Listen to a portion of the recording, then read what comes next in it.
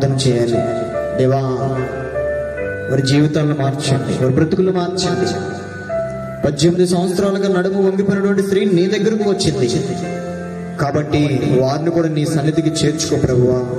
వారి జీవితాలు అంతంత మాత్రమే మట్టిలో కలిసిపోకూడదు, లోకంలో కలిసిపోకూడదు. వారి జీవితాలు జ్ఞాపకం చేసుకోండి. సమాజంలో మనుషుల గురించి, వ్యక్తుల గురించి, చెడిపోతున్న సమాజం గురించి అంతటిని కూడా చేతనంత వరకు నీ వ్యక్తిగత జీవితంలో ఇతరుల గురించి, పాడైపోతున్న మనుషుల గురించి, చెడిపోతున్న కుటుంబాల గురించి, చెడిపోతున్న బిడల గురించి, సంఘము గురించి వ్యక్తిగతంగా బాగు చేయవాడు నీవే. కాపరి మనకి యేసుక్రీస్తు ప్రభువారు కాబట్టి ఆ కాపరి మనం ఏ దారిలో నడవాలో ఆ దారిలో నడిపిస్తాడు మనల్ని. అపవాది చీకటి మార్గంలో నడిపిస్తే దేవుడు వెలుగు మార్గంలో నడిపిస్తాడు.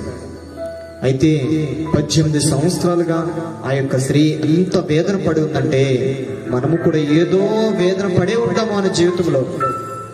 కుటుంబ పరంగా కానీ,